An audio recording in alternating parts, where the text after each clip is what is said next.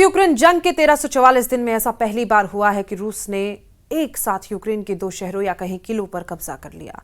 आप रूस की प्रचंड जीत का इसी से अंदाजा लगा सकते हैं कि राष्ट्रपति पुतिन ने खुद यूक्रेन पर हुई शानदार जीत का ऐलान किया। हैरानी की बात तो यह है कि राष्ट्रपति ट्रंप जिस तरह से पुतिन और रूसी सेना को कागजी शेर कहकर मजाक उड़ा रहे थे, वो ट्रंप और जेलेंस्की खुद ही कागजी शेर साबित होने लगे।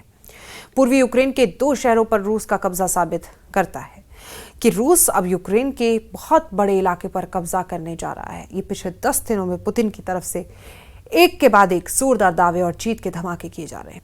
ये पिछले 10 दिनों में पुतिन की तरफ से एक के बाद एक जोरदार दावे और जीत के धमाके किए जा रहे हैं। 21 अक्टूबर को रूस ने एक बड़ा परमाणु युद्धाभ्यास करके यूक्रेन के साथ साथ अमेरिका, नेटो और यूरोप की बोलती बंद कर दी थी। 26 अक्टूबर 2025 को पुतिन ने दावा किया कि 21 अक्टूबर को जब रूस बेरिंथ सागर में परमाणु अभ्यास किया था, तो उस वक्त रूस ने दुनिया की पहली परमाणु ऊर्जा के चलने वाली क्रूज मिसाइल बुरेवेस्तनिक का परीक्षण किया था, जो दुनिया में अमेरिकी समेत कहीं भी भीषण परमाणु धमाका कर सकती है।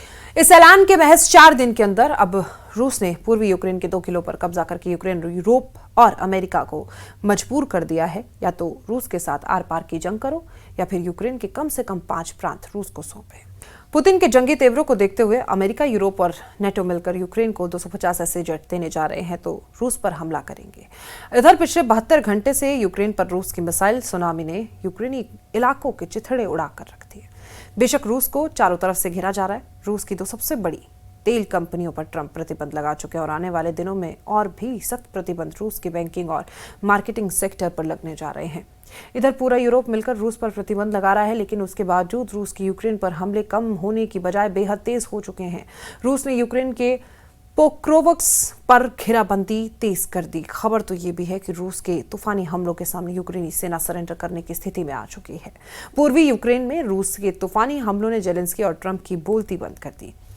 रूस के राष्ट्रपति व्लादिमीर पुतिन ने दावा किया है कि रूसी सैनिकों ने यूक्रेन के 2 प्रमुख पूर्वी शहरों में यूक्रेनी सेना को घेर लिया और उनसे आत्मसमर्पण करने को कहा। रूसी राष्ट्रपति ने दावा किया कि पूर्वी डोनेत्स्क क्षेत्र में यूक्रेन के प्रमुख गढ़ पोक्रोवक्स और उत्तर पूर्वी खार्किव क्षेत्र के कुपियांस्क में यूक्रेनी सैनिकों को घेर लिया गया और शहर पर कब्जा कर लिया गया। पुतिन और रूसी सेना का दावा है कि 10,000 से ज्यादा यूक्रेनी सैनिकों को चारों तरफ से रूसी सेना ने घेर लिया। अकेले 5500 यूक्रेनी सैनिकों को पोक्रोवक्स शहर में घेर लिया गया।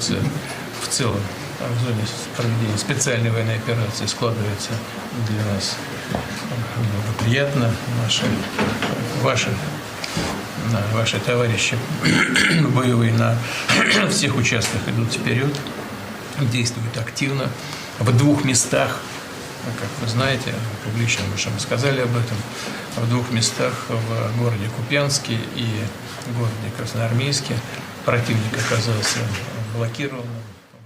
रूस ने लंबे समय से निशाने पर रहे पूर्वी यूक्रेनी शहर पोक्रोवक्स पर अपने हमले तेज कर दिए। इस समझौते पर नए सिरे से जोर दिया जा रहा है, जिसकी मॉस्को को चाहत थी, क्योंकि क्रेमलिन को शांति समझौते के लिए मजबूर करने की अमेरिका कोशिशें नाकाम रही और अब रूस की बेहद मजबूर स्थिति में आ गया।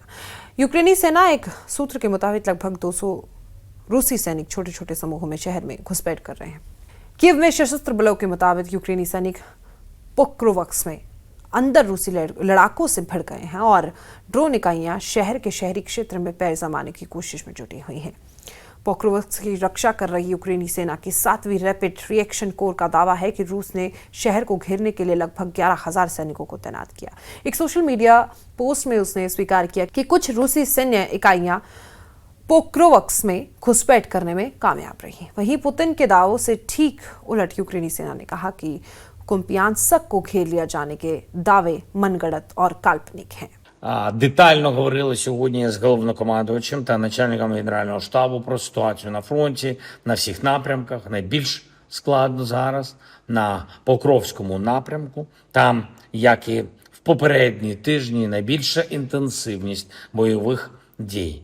Сильне зосередження росіян. Окупанти всіма методами намагаються закріпитись. Кожен знищений окупант саме там – це результат для всієї нашої держави. Ситуація в Куп'янську залишається непростою, але цими днями більш контролю у наших сил. Продовжуємо захищати позиції.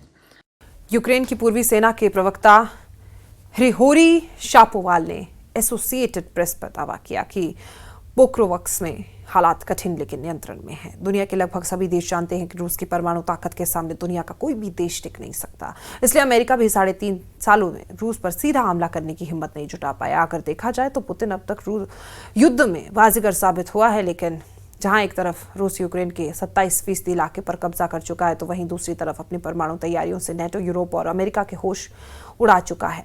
आप इसी से अंदाजा लगा सकते हैं कि रूस को जहां चीन, ईरान और उत्तर कोरिया से सीधा जंगी मदद मिल रही है, यही वजह है कि अब जेलेंस्की ने अमेरिका के साथ साथ यूरोपीय देशों से ऐसे फाइटर जेट खरीदने का मन बना लिया जो रूस यूक्रेन जंग में गेम चेंजर साबित हो सकते हैं।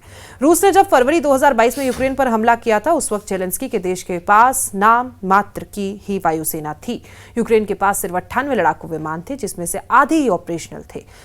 फ्लाइट ग्लोबल की विश्व वायुसेना 2022 रिपोर्ट्स के मुताबिक कीव के पास कोई पश्चिमी लड़ाकू विमान नहीं थे और उसके पास पुराने सोवियत विमान थे, जिसमें 43 MiG-29, 12 Su-24, 17 Su-25 और 26 Su-27 शामिल थे। В целом, в зоне проведения специальной военной операции складывается для нас благоприятно.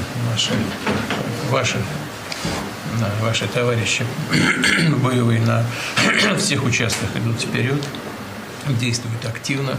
В 2 местах, как вы знаете, публично мы уже рассказали об этом, в 2 местах, в городе Купянске и городе Красноармейске, противник оказался блокированным. Детально говорили сьогодні з головнокомандувачем та начальником Генерального штабу про ситуацію на фронті, на всіх напрямках. Найбільш складно зараз на Покровському напрямку. Там, як і в попередні тижні, найбільша інтенсивність бойових дій. Сильне зосередження росіян. Окупанти всіма методами намагаються закріпитись. Кожен знищений окупант саме там – це результат для всієї нашої держави. Ситуація в Куп'янську залишається непростою, але цими днями більш контролю у наших сил. Продовжуємо захищати позиції. यूक्रेन ने विजन 2035 दस्तावेज तैयार कर लिया और राष्ट्रपति व्लादिमीर जेलेंस्की ने इस प्रोजेक्ट पर काम शुरू कर दिया। इस दस्तावेज के मुताबिक यूक्रेन 250 से ज्यादा लड़ाकू विमान खरीदने की योजना बना रहा है और इसके लिए जेलेंस्की एक साथ 3 यूरोपीय देशों से बात कर रहे हैं। इस प्रोजेक्ट के तहत स्वीडन से ग्रिपेनी, फ्रांस से राइफल फाइटर जेट और अमेरिका से 16 लड़ाकू विमान खरीदने की योजना बनाई गई। फिलहाल पुतिन के यूक्रेन पर ताबड़तोड़ हमलों की काट यूक्रेन के पास नहीं है और ना रूस यूक्रेन पर हमले कम कर रहा है। ऐसे हालात में तय है कि रूस अब यूक्रेन के साथ साथ यूरोप और अमेरिका से आर पार की जंग को तैयार हो रहा है।